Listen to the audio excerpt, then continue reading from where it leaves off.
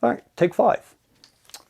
Issues that you may have with the sling, the issue that I specifically had with one of my slings, what that issue was, and what you can do to fix that issue or prevent the issue from ever happening, no matter what sling you're using. And I do recommend that you, what I'm going to tell you guys that I did to fix it, I recommend you do it to all your slings just to be safe, because it's, man, what happened to me kind of sucked, man. So let's get into it. I did a 4-mile run and gun through the woods and swamps. It was a 2-gun event, 7 stages. It was like a run through the woods, essentially, with different obstacle courses and stages along the way. Knowing that we were going to be running in the swamps, in the mud, lake, whatnot, I wanted to pick up a sling that I didn't care about tearing up. So I went ahead and picked up the MS1 sling by Magpul. I liked that it was adjustable. It was a little different not having a actual like pull cord to grab onto, much like a BlueForce Gear sling. That gray tab there, you grab to adjust the sling.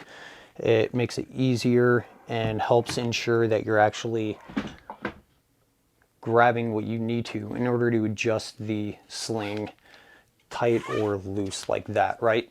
So the problem that I had is I had the rear attachment loop through just like this, just like you do with any other sling, right?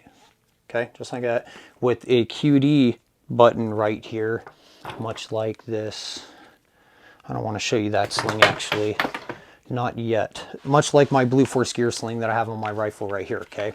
On the rear of the buttstock, I had a QD button on my MS1 sling. So, like I said, we were going through the swamps and the lake and whatnot, and you had to do both by stage 2 out of 7 stages. So my sling was already pretty darn wet.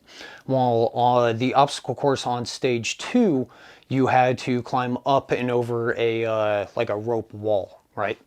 So I had my rifle slung on my back, and with the nylon being wet, under the weight of the rifle itself, which my rifle isn't too heavy. I'm not running a whole lot of crap on my rifle, right? So it's not that heavy. But under the weight of the rifle itself, mixed with the nylon being wet, it came undone by itself, okay? And with it dry, I can sit here and pull as hard as I can, and it's not moving an inch, right? But with the nylon being wet under the weight of my, I don't know, 10, 11 pound rifle, it came undone. So I've never had that issue before, especially with the BlueForce Gear sling. I've been running a BlueForce Gear sling for years, both in competition, recreationally, professionally, in the military. Never had an issue with them. So it was kind of scary having the sling come undone, my rifle being on my back. It fell, but I was able to catch it right before it hit the ground, so I didn't get disqualified. But man, it was close. So what you can do to ensure that doesn't happen to you is the extra tail, if you have enough, okay, just roll it up,